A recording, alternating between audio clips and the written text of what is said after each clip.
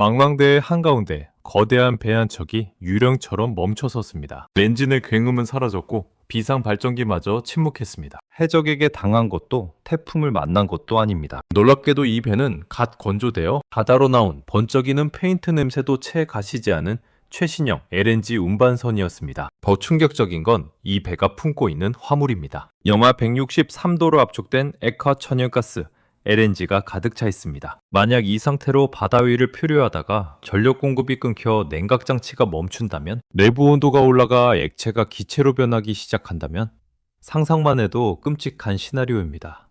이것은 영화 속 장면이 아닙니다. 여러분, 만약 여러분이 3천억 원을 주고 최고급 슈퍼카를 사는데 겨울만 되면 도로 한복판에서 시동이 꺼지고 연료통에서 기름이 줄줄 샌다면 어떠시겠습니까?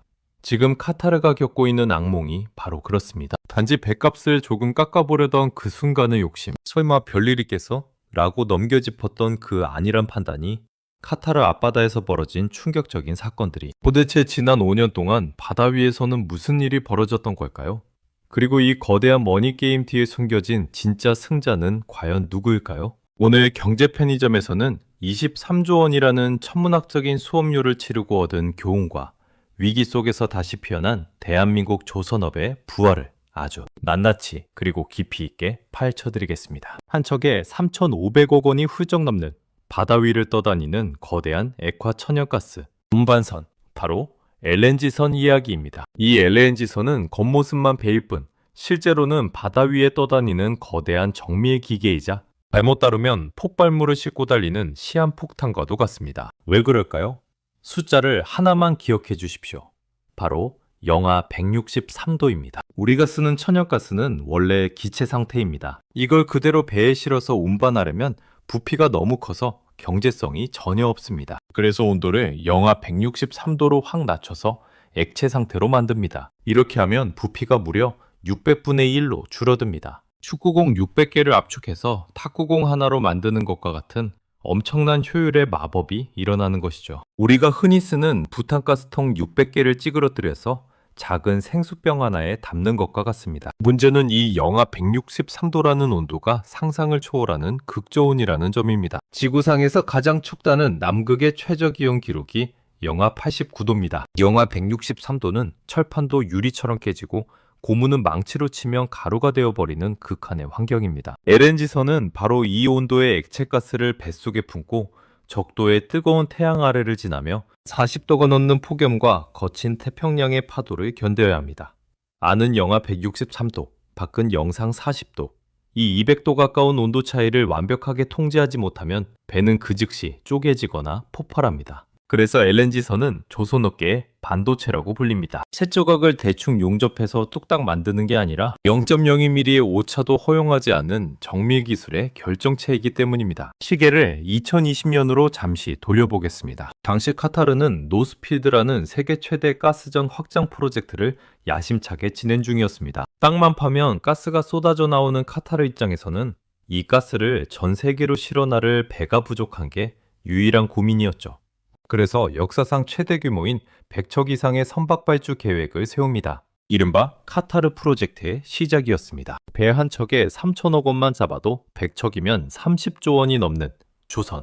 역사상 유례가 없는 초대형 쇼핑이 시작된 겁니다. 당연히 전 세계 조선소들이 이 프로젝트에 목숨을 걸었습니다. 당시 가장 유력한 후보는 한국의 조선 3사였습니다. HD 현대중공업, 삼성중공업, 하나오션구, 대우조선해양. 한국은 이미 전 세계 LNG선의 70% 이상, 고성능 선박 시장은 90% 이상을 싹쓸이하고 있었고 기술력만큼은 타의 추종을 불허했으니까요. 하지만 카타르 에너지부 장관과 협상단의 계산기는 묘하게 돌아갔습니다. 한국 배가 좋은 건 알겠는데 솔직히 너무 비싸다. 척당 2억 3천만 달러? 너무 부담스러운데? 이때 조선 굴기를 외치던 중국이 틈새를 파고듭니다. 중국의 후동 중화조선 등이 한국보다 척당 약 600억 원 더 싼 가격을 제시하며 파격적인 할인을 제안했습니다. 배 한 척에 600억 원 차이. 만약 100척을 다 중국에 맡긴다면 단순 계산으로도 6조 원을 아낄 수 있습니다. 6조 원이면 서울시 1년 예산의 7분의 1에 해당하고 최신형 전투기 수십 대를 살 수 있는 돈입니다. 여기에 중국 정부까지 나서서 거들었습니다. 중국은 세계 최대의 가스 수입국 중 하나입니다. 우리 배를 사주면 우리가 너희 가스를 장기 계약으로 비싸게 사줄게. 이른바 정경유착식의 딜이 오고 간 겁니다. 카타르 입장에서는 비용도 아끼고 거대 고객인 중국의 비위도 맞출 수 있는 일석이조의 선택처럼 보였을 겁니다. 결국 카타르는 한국 조선소들과 슬롯 건조 공간 예약 계약을 맺으면서도 중국 조선소의 프로젝트 물량의 일부 약 30척의 물량을 떼어내어 중국에 손을 잡았습니다. 당시 중국 언론들은 난리가 났습니다. 드디어 중국 조선이 한국을 넘었다. LNG선 시장의 판도가 바뀌었다며 대서특필했죠. 한국 내에서도 이러다 기술 격차가 좁혀지고 결국 중국의 저가 물량 공세에 당하는 것 아니냐는 비관적인 전망이 쏟아졌습니다. 하지만 현장의 진짜 전문가들은 조용히 고개를 저으며 이렇게 말했습니다. 저건 싸게 사는 게 아닙니다. 시한폭탄을 제 돈 주고 사는 꼴입니다. 두고 보십시오. 몇 년 안에 피눈물을 흘리며 돌아올 겁니다. 그리고 그 섬뜩한 경고는 불과 몇 년 지나지 않아 가장 끔찍하고 비싼 형태로 현실이 되었습니다. 중국 조선소들은 환호성을 지르며 밤낮 없이 배를 찍어내기 시작했습니다. 겉모습은 그럴싸했습니다.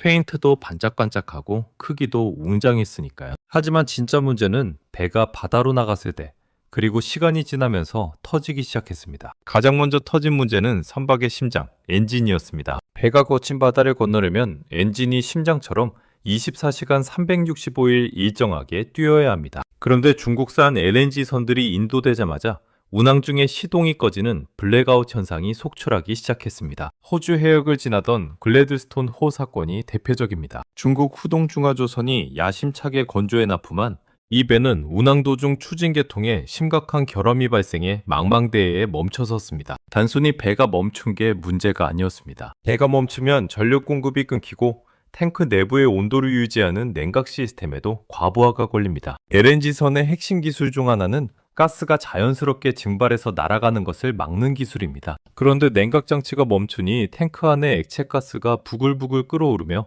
기체로 변해버린 겁니다. 기체로 변한 가스는 부피가 600배로 팽창합니다. 그대로 두면 탱크 압력이 높아져 배 전체가 폭발하기 때문에 선장은 눈물을 머금고 아까운 가스를 공중으로 배출해야만 했습니다. 이것을 벤팅이라고 합니다. 돈으로 환산해 볼까요? LNG선 한 척에 실리는 가스의 가치는 시세에 따라 다르지만 약 500억 원에서 1000억 원에 달합니다. 중국산 배의 결함으로 인해 운항이 지연되고 멈춰선 동안 가스가 공중으로 증발하면서 카타르가 입은 손해는 배값 아끼려던 600억 원을 훌쩍 뛰어넘었습니다. 600억 원 아끼려다 1000억 원어치 가스를 날려버리고 신용도까지 잃어버린 꼴이 된 겁니다. 하지만 이것보다 더 치명적이고 더 근본적인 수리가 불가능한 문제가 발견됩니다. 바로 조선업계에서 사신이라고 부르는 콜드 스팟 현상입니다. 쉽게 비유하자면 보온병이 불량이라서 뜨거운 물을 담았는데 겉면이 뜨거워지는 것과 반대라고 보시면 됩니다. 중국이 만든 배의 화물창 단열 성능이 떨어지면서 영하 163도의 냉기가 단열재를 뚫고 밖으로 새어나온 겁니다.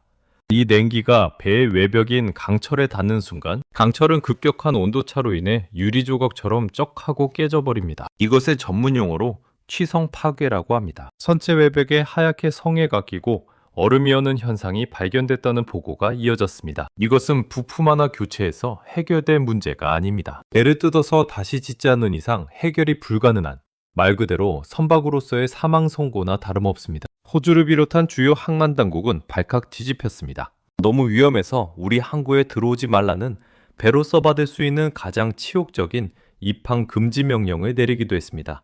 도대체 왜 중국은 한국처럼 못 만들까요? 중국도 우주선을 쏘아 올리고 항공모함을 만들고 스텔스 전투기를 만드는 기술 강국입니다. 그런데 왜 유독 LNG선에서는 맥을 못 추는 걸까요? 그 비밀은 바로 멤브레인이라는 화물창 기술과 장인 정신에 있습니다. LNG선 내부는 거대한 보온병과 같습니다. 이 내부를 인바라는 특수합금으로 도배해야 합니다. 일반 금속은 온도에 따라 늘어나고 줄어들지만 인바는 영하 163도에서도 수축하지 않는 마법의 금속입니다. 문제는 이 인바합금의 두께가 고작 0.7mm에 불과하다는 점입니다. 여러분, 명암 한 장 두께가 대략 0.2mm에서 0.3mm니까 명암 두세 장 겹친 얇은 금속판으로 그 엄청난 양의 가스와 파도의 충격을 버티고 있는 겁니다. 이 얇은 금속판 수만 장을 축구장 3개 크기의 화물창 내벽에 빈틈없이 붙여야 합니다. 전체 용적 길이만 무려 100km에 달합니다. 서울에서 천안까지의 거리를 오직 0.7mm의 얇은 판을 대고 바늘 구멍 하나 없이 완벽하게 용접해야 한다는 뜻입니다. 만약 여기서 0.1mm라도 틈이 생기거나 용접 부양이 발생하면 그 틈으로 냉기가 흘러나와 배는 두 동강이 납니다. 많은 분들이 요즘 세상에 로봇이 다 알아서 용접해주지 않나? 라고 생각하십니다. 천만의 말씀입니다. 직선 구간은 자동화 기계가 도와줄 수 있지만 구석진 코너나 굴곡진 부분, 가장 민감한 부위는 결국 사람의 손을 거쳐야 합니다. 그것도 그냥 용접공이 아니라 수십 년 경력의 장인급 기술자가 필요합니다. 한국에는 거제도와 울산에서 20년, 30년 넘게 이 일만 해온 베테랑들이 수천 명 있습니다. 그들의 손끝 감각은 어떤 정밀기계보다 정확합니다. 땀과 경험으로 다져진 이 손기술, 전문용어로 안목지가 바로 한국 조선업의 진짜 무기입니다. 반면 중국은 어떨까요? 중국 조선소는 물량을 맞추기 위해 농민공들을 단기 속성으로 교육시켜 현장에 투입하는 경우가 많습니다. 어제까지 밭에서 옥수수 농사를 짓던 분이 오늘부터 LNG선 용접봉을 잡는다는 우스갯소리가 있을 정도입니다. 물론 중국도 열심히 훈련을 시키겠지만 30년 된 한국 장인의 손기술을 몇 달 만에 따라잡는 건 불가능에 가깝습니다. 중국은 설계도는 해킹해서 훔칠 수 있었을지 몰라도 이 장인들의 손끝 감각은 절대 훔칠 수 없었던 겁니다. 그리고 또 하나, 압도적인 기술 격차의 증거는 바로 자연 기화율입니다. 한국 조선소가 만든 배는 이 기화율이 0.07% 이하입니다. 가스를 꽉 채워서 지구 반바퀴를 돌아도 거의 줄어들지 않습니다. 완벽한 밀폐와 단열 기술 덕분이죠. 게다가 한국은 기화된 가스를 다시 포집해 액체로 되돌리는 재액화 시스템까지 갖추고 있습니다. 하지만 중국산 배는 단열 성능이 떨어져서 하루에 0.15% 이상의 가스가 하늘로 날아갑니다. 한국 배보다 2배 이상 가스가 새는 셈입니다. 1천억 원어치 가스를 실으면 앉아서 1억 5천만 원을 매일 공중에 뿌리는 것과 같습니다. 운항 기간이 20일이면 30억 원이 그냥 사라집니다. 배 수명을 20년으로 잡으면 그 차익만 수천억 원이 넘습니다. 결국 한국 배가 비싼 게 아니라 한국 배를 안 사는 게 손해라는 결론에 도달하게 된 겁니다. 상황이 이 지경이 되자 카타르 왕실과 정부는 발칵 뒤집혔습니다. 싼 게 비지떡이 아니라 싼 게 시한폭탄이었습니다. 카타르는 뼈저린 교훈을 얻었습니다. 세상에 싸고 좋은 물건은 없다. 그리고 그들은 다시 한국을 바라보기 시작했습니다. 자존심을 굽히고 말이죠. 카타르 에너지공사 임원들은 한국행 비행기에 몸을 싣고 울산과 거제도로 향할 수밖에 없었습니다. 한때 한국 배는 너무 비싸요라며 콧대 높게 굴던 그들이 이제는 돈은 얼마든지 드릴 테니 제발 슬롯 하나만 비워달라며 사정하는 처지가 된 것입니다. 2022년 카타르 측이 한국 조선소 문을 두드렸을 때 그들이 마주한 것은 예상 밖의 광경이었습니다. 죄송합니다만 현재 슬롯이 거의 찬 상태입니다. 2026년 인도분까지 이미 예약이 끝났고 지금 계약하시면 2027년 이후에나 가능합니다. 불과 2년 전만 해도 한국 조선소들이 물량을 애타게 찾던 시절이었는데 말이죠. 이게 무슨 배짱 장사냐고요? 아닙니다. 엄연한 현실입니다. 현재 한국 조선소들의 수주잔고, 즉 이미 주문받아서 만들어야 할 배가 향후 3년에서 4년치 이상 꽉 차 있습니다. 조선소 도크는 한정되어 있는데 주문은 전 세계에서 밀려드니 자연스럽게 파는 사람 마음인 시장, 즉 공급자 우위 시장, 셀러스 마켓이 완벽하게 형성된 겁니다. 가격도 천정부지로 치솟았습니다. 2020년 1억 8천만 달러 수준이던 LNG선 가격이 2026년 현재 2억 7천만 달러를 훌쩍 넘어섰습니다. 우리 돈으로 배 한 척에 3,700억 원이 넘습니다. 불과 5에서 6년 만에 배 한 짝당 가격이 1,500억 원 이상, 거의 2배 가까이 오른 겁니다. 카타르 입장에서는 속이 쓰릴 겁니다. 2020년에 중국 대신 한국에 전량 발주했더라면 또는 최소한 2022년 대규모 추가 발주 시점에 더 높은 성과를 피할 수 있었을 텐데 말이죠. 40척만 계산해도 수조 원을 허공에 날린 셈입니다. 이 거대한 돈의 흐름은 우리 경제에 어떤 파도를 일으키고 있을까요? 피부로 와닿는 변화는 조선소가 위치한 지역 경제에서 가장 먼저 감지됩니다. 2010년대 중반 조선업 불황으로 불이 꺼졌던 거제도의 밤은 이제 대낮처럼 환합니다. 야근이 일상화되었고 주말 특근까지 하며 쉴 새 없이 배를 만들어내고 있습니다. 과거엔 지나가던 개도 10,000원짜리를 물고 다닌다던 거제도의 명성이 무색하게 빈상가가 수두룩했습니다. 하지만 지금은 저녁 6시만 되면 조선소 작업복을 입은 사람들로 삼겹살집과 횟집이 가득 찹니다. 택시기사님들은 요즘은 콜이 끊이질 않아서 화장실 갈 시간도 없다라며 즐거운 비명을 지릅니다. 이것을 숫자로 보면 더 명확해집니다. 배를 만들려면 후판이라고 부르는 두꺼운 철판이 어마어마하게 필요합니다. LNG선 한 척에 들어가는 강제망 약 2에서 3만 톤입니다. 포스코나 현대제철 같은 기업들이 만드는 후판이 불티나게 팔려나갑니다. 엔진을 만드는 하나엔진, 본행제를 만드는 동성화인텍 같은 협력업체들도 덩달아 호황을 누리고 있습니다. 결국 거제도 앞바다에 뜬 배 한 척이 우리 저녁 식탁 물가와 직결되어 있는 셈입니다. 하지만 빛이 강하면 그림자도 짙은 법입니다. 지금 현장에서는 주문은 넘치는데 배를 만들 사람이 없다는 비명소리가 터져나오고 있습니다. 이것은 마치 맛집으로 소문나서 손님을 가게 밖 100m까지 줄을 섰는데 정작 주방장이 없어서 요리를 못 내놓는 상황과 똑같습니다. 지난 10년 가까운 장기 불황을 겪으면서 수많은 숙련공이 조선소를 떠났습니다. 그분들은 지금 평택 반도체 공장이나 육상 건설 현장에 가 있습니다. 왜냐고요? 거기가 더 시원하고 덜 위험하고 무엇보다 돈을 더 많이 주기 때문입니다. 이제 다시 배를 만들어야 하니 돌아오라고 손짓하지만 그들은 돌아오지 않습니다. 그 빈자리를 채운 건 외국인 노동자들입니다. 현재 주요 조선소 협력업체 직원의 상당수가 베트남, 필리핀 등에서 온 외국인으로 채워지고 있습니다. 물론 그분들도 코리안 드림을 꿈꾸며 열심히 일합니다. 하지만 문제는 숙련도와 소통입니다. 앞서 말씀드렸듯 LNG선 용접은 예술에 가까운 기술입니다. 한국말을 알아듣고 눈치 빠르게 움직여도 10년이 걸리는 기술을 입사한 지 6개월 된 외국인 노동자가 흉내낼 수는 없습니다. 자칫 숙련도 부족이 품질저하로 이어질까봐 기업들은 은퇴한 60대, 70대 한국인 베테랑 기술자들까지 다시 모셔오고 있는 실정입니다. 이 인력 문제를 해결하지 못하면 우리가 따낸 그 수많은 수주 계약서는 휴지 조각이 될 수도 있습니다. 그렇다면 우리는 이대로 인력난에 허덕이다가 다시 중국에게 잡히는 걸까요? 여기서 한국 조선업계가 꺼내든 카드가 있습니다. 바로 초격차 기술과 자동화입니다. 지금 HD 현대중공업이나 하나오션의 야대에 가보면 SF 영화 같은 장면이 펼쳐집니다. 사람이 들어가기 힘든 좁고 위험한 구역에서 로봇팔이 불꽃을 튀기며 용접을 하고 있습니다. 무거운 철판을 나르는 것도 사람이 아니라 자율주행 트랜스포터입니다. 심지어 사족 보행 로봇 개가 현장을 누비며 안전점검을 합니다. 많은 분들이 자동화라고 하면 단순히 비용 절감 차원이라고 생각하십니다. 하지만 조선업에서의 자동화는 생존의 문제입니다. 로봇은 지치지 않습니다. 밤이든 낮이든 24시간 내내 똑같은 품질로 용접을 해냅니다. 숙련공 부족 문제를 근본적으로 해결하고 중국의 인해 전술에 맞설 수 있는 유일한 열쇠가 바로 이 스마트 야드입니다. 그리고 또 하나의 승부수는 친환경 선박입니다. 지금까지는 LNG선이 대세였지만 LNG도 결국 화석 연료입니다. 국제해사기구의 환경 규제는 점점 더 강해지고 있습니다. 결국 미래의 배는 탄소를 전혀 배출하지 않아야 합니다.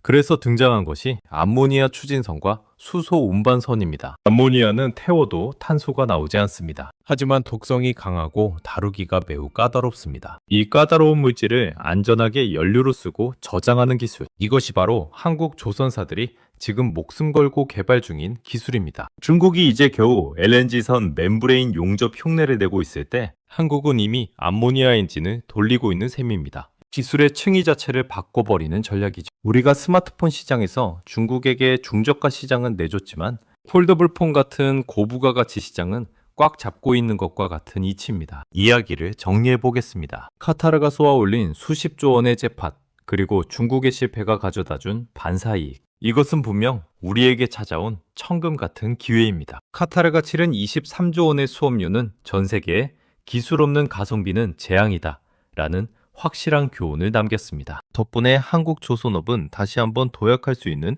시간과 자금을 확보했습니다. 하지만 이 시간은 영원하지 않습니다. 지금의 호황은 우리에게 취해 있으라고 준 술이 아니라 미래를 준비하라고 준 보약입니다. 중국은 절대 포기하지 않을 겁니다. 그들은 실패를 수업료라고 생각하며 막대한 자본과 인력을 쏟아부어 다시 추격해올 것입니다. 실제로 중국은 LNG 선에서의 실패를 만회하기 위해 메탄올, 선박 등 다른 분야에서 저가 공세를 멈추지 않고 있습니다. 우리는 2000년대 중반 조선업의 전설적인 슈퍼사이클이 왔을 때 이 호황이 영원할 것이라고 착각했던 실수를 반복해서는 안 됩니다. 당시 무리하게 빚을 내서 조선소를 확장했다가 불황이 닥치자 수조 원의 적자를 내고 10년 넘게 고통받았던 기억을 잊어서는 안 됩니다. 지금 한국 조선업이 가야 할 길은 명확합니다. 양이 아니라 질입니다. 싼 배는 중국이 만들게 두고 우리는 아무나 만들 수 없는 비싼 배, 기술력이 필요한 배만 골라서 만드는 명품 전략을 고수해야 합니다. 그리고 인력난이라는 내부의 적을 해결하기 위해 조선소를 3D 업종에서 첨단 로봇 산업으로 변모시켜야 합니다. 어쩌면 10년 뒤 우리는 사람이 텅 빈 조선소에서 로봇들이 춤추듯 용접하고 인공지능이 조종하는 무인 선박이 거제 앞바다를 누비는 모습을 보게 될지도 모릅니다. 그 미래가 현실이 될 때 비로소 우리는 진정한 조선 최강국의 타이틀을 지킬 수 있을 것입니다. 오늘의 이야기는 여기까지입니다. 위기는 기회와 함께 오고 기회는 준비된 자만의 것입니다. 카타르 LNG 사태가 보여준 이 냉혹한 시장의 진리가 여러분의 투자와 통찰에도 도움이 되기를 바랍니다. 지금까지 경제 편의점이었습니다. 오늘 내용이 유익하셨다면 구독과 좋아요 부탁드립니다. 여러분의 작은 관심이 대한민국 경제를 지키는 큰 힘이 됩니다. 시청해 주셔서 감사합니다.